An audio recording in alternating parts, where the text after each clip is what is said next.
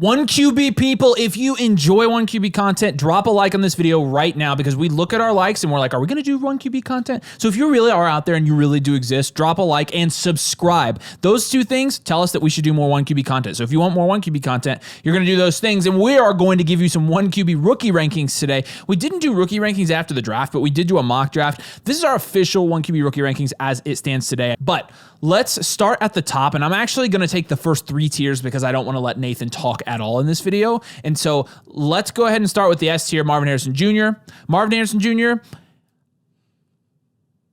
look, I'm going to put this in here in case you don't know anything about Marvin Harrison Jr. He's the best wide receiver prospect in quite a few years. He went to an elite situation. He got top 5 draft capital. He's primed to be an impact fantasy player from the beginning. So in Dynasty, he's the clear-cut S tier player, all on his own in one QB. That's all we need to say. In the A tier, because again, Nathan's not talking during this video, I'm going to take Malik Neighbors. And with Malik Neighbors, there really wasn't a world where we would take Malik Neighbors or we'd take Odunze over Malik Neighbors. So we decided to put Neighbors in his own tier at A, and then in the B tier by himself is going to be Rome Odunze. These two wide receivers are better than the rest of the field by a significant amount. But again, there is a pretty significant difference between Neighbors and Odunze. Neighbors got higher draft capital. The situations are similar in terms of, not great quarterback play, a lot of uncertainty. I guess with Rome Odunze, there is good quarterback play. The one thing for him is that he has a lot of target competition. And so that's really why we're taking Malik Neighbors over him. Malik Neighbors is the wide receiver one. He's the guy. Not only is the wide receiver one, he's like the weapon one. In fact, he's like the only weapon there. And I do think that Daniel Jones will be able to get him the ball and he'll be able to produce a lot from a fantasy perspective. I think he's going to get 150 targets this year. I don't think that's bold either. And so I think you see him produce right away. And I also think that he's, again, a clear cut above Rome Odunze because Rome Odunze is playing with Keenan Allen.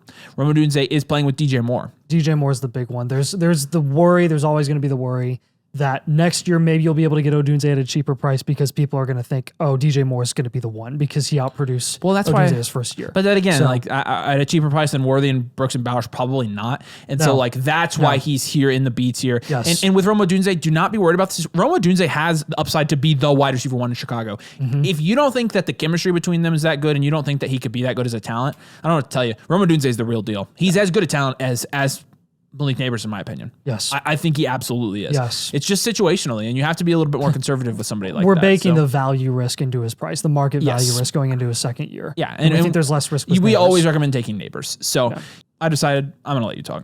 Oh, thanks, man. Yeah, we're going to go Jonathan Brooks, Xavier Worthy, and Brock Bowers here in this tier. All 3 of those guys in that order in the C tier. The reason we have Brooks up here is because he's the best running back in this class, and he got day 2 draft capital going to a situation that is absolutely phenomenal for him. Dave Canales, the offensive coordinator for the Bucs last year in 2023. Rashad White takes a massive jump up because of his rushing and receiving upside.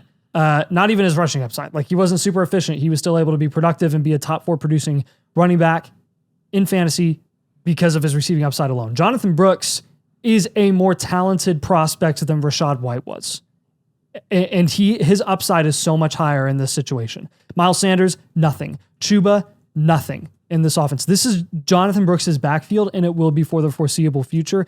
He has the ability to take the fantasy and dynasty world by storm this year and really establish himself as potentially a top 6 dynasty running back. We already have him sniffing that in our rankings that we did a couple weeks ago at, I think, Dynasty running back 7. So, and honestly, in this day and age, in this landscape right now, it's not that much of a shot called, but we're betting on Jonathan Brooks at 4th overall here in 1 QB. Xavier Worthy is going to be next right behind him. You could take Xavier Worthy over Brooks. We wouldn't necessarily have an issue with it. Why? Because Xavier Worthy got 1st-round draft capital to the Kansas City Chiefs. That's a situation, that's a landing spot that everyone's been dreaming of for the last few years since Tyreek Hill left.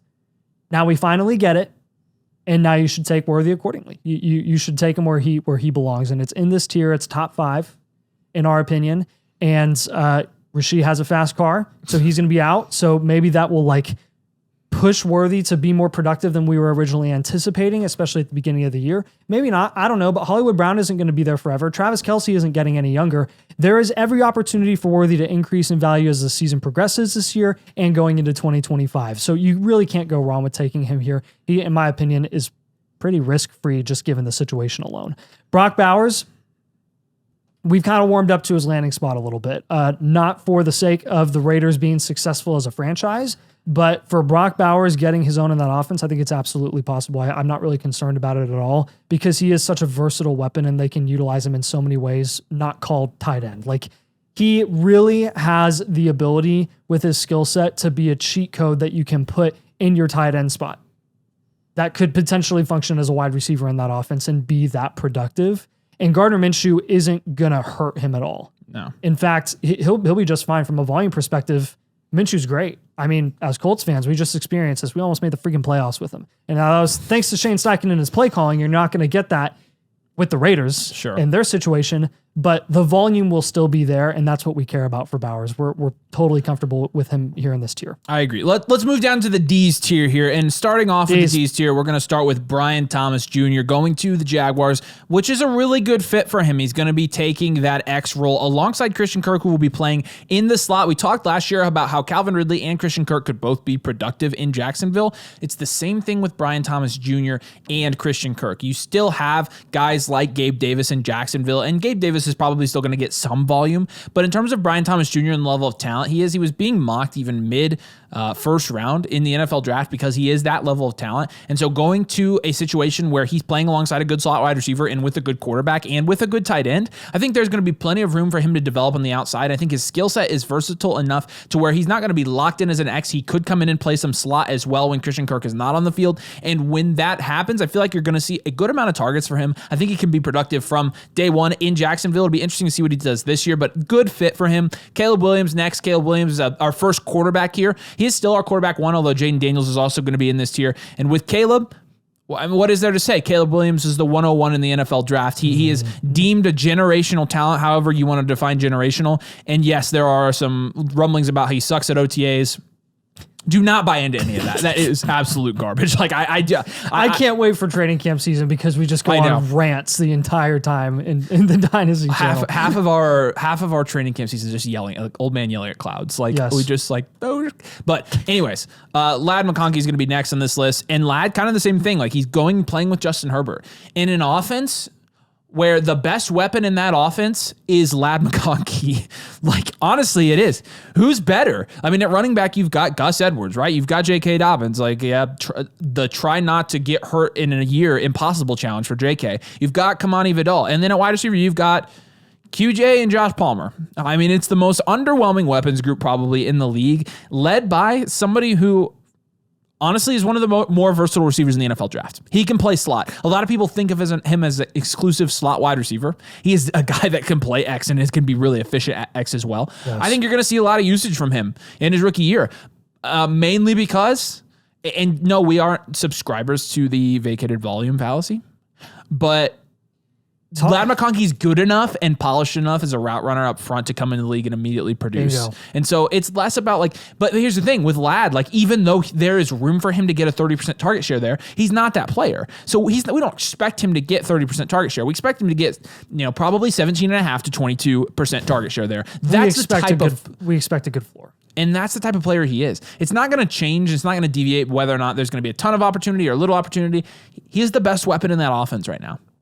And so I think taking him here is a really good price. Trey Benson here as well. He's going to be splitting carries with James Conner up front. We know that. And James Conner, probably on his way out. Do not forget that James Conner was really good last year, though. And Trey Benson, it probably will take a year for him to be the workhorse guy there because I don't think they re-signed James Conner after this year. And Trey Benson, once he is the workhorse guy, like he does have some questions about his injury. But with that being said, the speed that he showcased at the combine and the overall skill set, he had a great combine. He got drafted in the third round of the NFL draft. We love to see that. The situation's pretty good as well. And so Trey Benson's a guy that, is really underrated right now in rookie drafts, in my opinion. And then Jaden Daniels. And you put Jaden Daniels in the same tier as Caleb Williams because he's a rushing quarterback with rushing upside, elite fantasy upside from a quarterback. And when you're playing in 1 QB leagues where you can only start one quarterback, you want that quarterback to have as much ceiling as humanly possible. It's why Josh Allen is a tier above Patrick Mahomes in 1 QB leagues. It's why Jalen Hurts is ranked above Patrick Mahomes in 1 QB leagues. Why do we do this? It's why CJ Stroud is below Lamar Jackson in 1 QB leagues for us. Why? Because we are going for upside. We are going for ceiling, and we are going. Where do you find that in quarterbacks? On the ground. And Jaden Daniels, If you know, yeah, he's a $195 and he's going to get flattened on the first 3 plays of his NFL career, probably. But you take the shot. But you can't deny the upside that he possesses. So putting him here at the into the D's tier, and I'll let you get the F tier. So yeah, the F tier is going to be Keon Coleman at the top. You have our own questions about Keon Coleman? Yes, they've been well documented at this point. We weren't big fans of him as a prospect. It doesn't matter with the draft capital and the landing spot. Are we saying that Keon Coleman is going to get every single target that Stephon Diggs is leaving on the table? No. Actually, we're betting on Dalton Kincaid to be more productive in that offense this year than I even think Keon Coleman. But Keon Coleman's upside is higher than anyone else in that offense, and that's why they took him in the early second round this year. I think Keon Coleman is one of those guys where I am definitely scared of him. I'm scared of taking him, but I'm also scared of not taking him because of what he could be. To me, it gives me big time QJ vibes last year. Big time. Because of the type of raw receiver that he is heading into the NFL. But do I trust Josh Allen to provide the opportunity for Coleman to be effective in that offense and for Coleman to transcend what we assume is a raw talent level right now? I don't know. Again, I don't know if I trust Coleman, but I do trust the situation. I do trust Josh Allen, and you have to take him here for the upside alone. And he's not as expensive as QJ was last year too. So there is less risk, less investment when you are taking him here in the F tier. Xavier Legette is going to be next. Xavier Legette, this is the story of our life. We're low on a guy as a prospect, and then they get higher draft capital than we expect. And then for some reason, when the dynasty community was super high on them before, they get drafted, and then they get really good draft capital, like first round draft capital like Legette, and then they fall. But why? He went the first round. He went to the Carolina Panthers, who traded up for him. I don't care what my opinion is on Legette anymore if he's going at this price, and he is consistently going at this price. In 1 QB. In Superflex, he's going at the end of the second. Like, it's ridiculous. Yeah, so, ridiculous. Look, the opportunity there is great. We think Deontay Johnson is going to be the guy there. He's going to be the primary target. But Xavier Legette will be the one who is able to stretch the field, and they did not have a field stretcher last year. Jonathan Mingo did not serve that purpose. Frank Reich's prospect evaluation on Jonathan Mingo crashed and burned like the entire experiment in Carolina. It was terrible. I trust Dave Canales. I trust the current regime a lot more than what was going on last year, and I'm optimistic that Legette can develop and showcase that he's able to do what he did in college at the NFL level. Maybe not to that extent, but to a point where he can be fantasy relevant and maybe even increase in value if you take a shot on him here. Jalen Polk is going to be our next guy, and Drake May, his teammate, is going to be right behind him. The reason we like Jalen Polk is because we like Drake May, who is right behind him in these rankings, even in 1 QB. Do not underestimate, we just talked about the importance of upside at the quarterback position. Do not underestimate Drake May's rushing upside, not rushing capability, rushing upside. Yes, it is there. He can make a big dent in your fantasy and your dynasty leagues with his rushing production alone. That said, Jalen Polk, the wide receiver there, is going to eat. He is the number 1 option for Drake May, who is also a very capable passer. Does he have stuff to work on mechanically? Yeah, he's a rookie. A lot of rookie quarterbacks have things to work on mechanically. But if you're going to take a shot on a wide receiver in that offense in a new coaching regime that is not going to look like what Bill Belichick had going for the last 25 years, they just painted over all the walls and took away the trophies in their like training facilities and stuff. If you heard about that, yeah, I did. They don't want anything to do with Bill Belichick, which is he so just never existed. dumb. So dumb. Side note. But that being said, look, take a shot on Polk. Early second round, was drafted right around Keon Coleman, Xavier Legette, all these guys, and then Drake May, who went 3rd overall in the NFL draft. Do it. Next year. Yeah. Moving on to our next tier here. Again, drop a like if you are a 1 QB player and you're joining this. But we're going to talk about Adonai Mitchell first from our beloved Indianapolis Colts, a guy that I'm very high on the fit. I think he could be the wide receiver 2. I also think he could be the wide receiver 3. I also think he could be a bust. I think he could be a star in the NFL. Does that tell you how I feel about Adonai Mitchell? I have no clue what he's going to do, but I'm excited because talent usually rises to the top. And with Adonai Mitchell, there's no shortage of 2 things, talent and athleticism. You saw him tear up the combine. And at Texas, you also saw him just completely take plays off. And so it's like I'm looking at all of these things and I'm like... And he's a diabetic, apparently. And apparently he hates it. And he is eating a bunch of sugar anyway, but I don't know. I don't know anything about having diabetes, but if I did, I would think that he would be one of the better players with diabetes I ever saw in my life. So Adonai Mitchell, top of this tier. Malachi Corley, A guy that's going to an offense that really only has Garrett Wilson there, bringing back Aaron Rodgers, and has an avenue to produce quite a bit his rookie year, if you ask me. Yeah.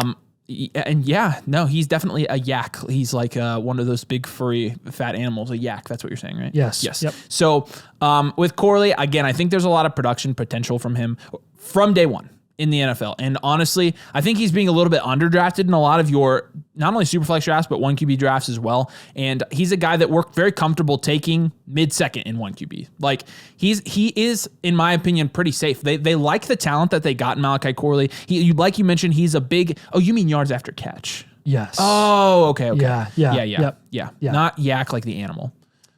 I mean, I kind of meant that too, but it could be both. Corley could be really good up front, as could Marshawn Lloyd. I think Marshawn Lloyd's going to have a role there. I don't think A.J. Dillon's going to do much, and I think Josh Jacobs is going to be a guy that they find has a more limited skill set than he had even 3 years ago, as a guy's going into his 6th year in the NFL, right? A lot of wear and tear. There's a lot of mileage on that back. And so Marshawn Lloyd, I think they drafted him because he's shown that he has elite receiving upside. And so when I'm taking shots on running backs this late in drafts, I'm looking for this skill set. I'm looking for the proven production we saw in the receiving game from Marshawn Lloyd in college.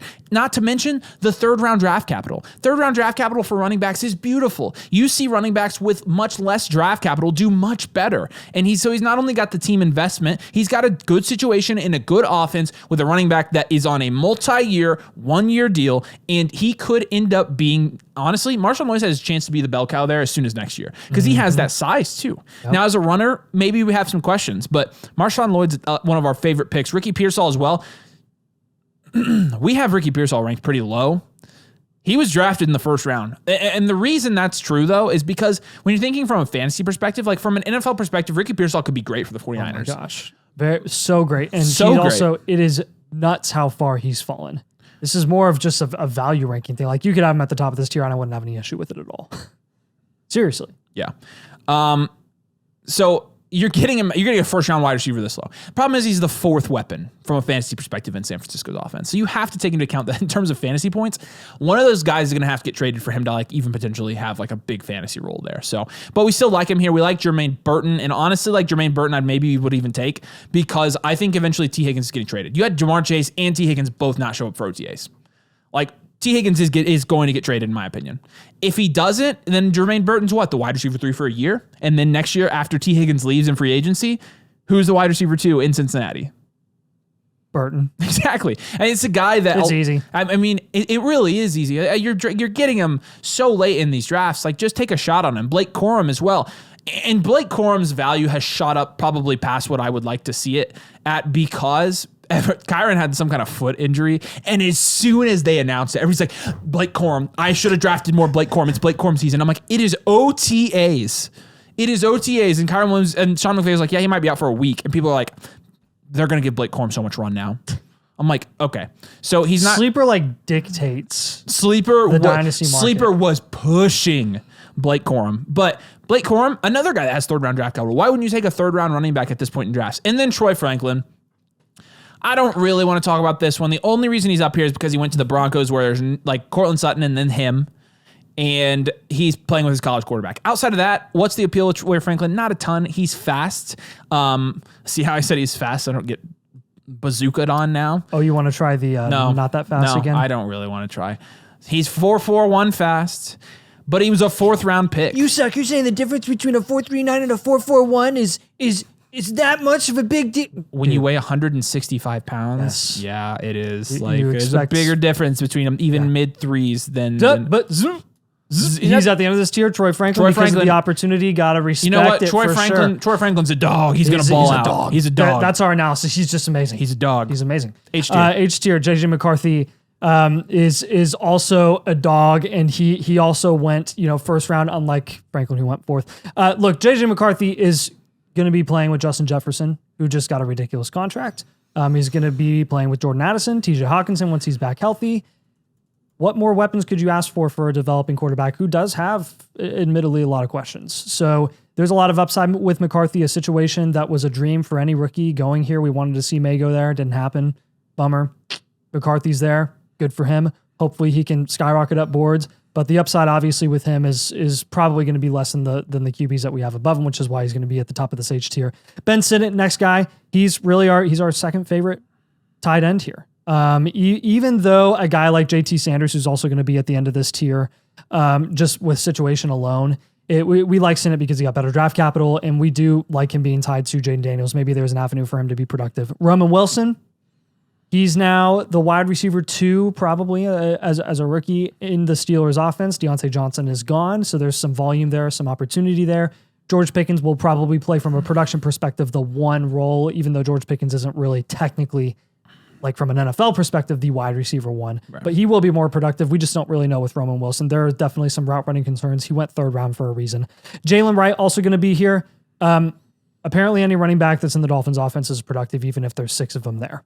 Yeah. Enough said. JT Sanders is going to be at the end of this tier. Yeah, he went 4th round. He was at the very beginning of the 4th round. The Panthers sat there and were like, why the frick is Sanders here? And they just snatched him up even though they weren't planning on it.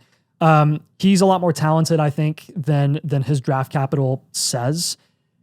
The big question is just going to be, how is that going to translate to production? His first year, don't bet on much, but you can invest in the upside. It's tight ends, at least at some point in their career, even if it's 7 years down the road, and be productive and increasing in value and hitting. Look, for Sanders and the open opportunity there and that being a completely new offense, maybe there's an avenue for him to be productive over the next couple of years. And he does have, with his athletic ability, he has a chance to be productive. So, yeah.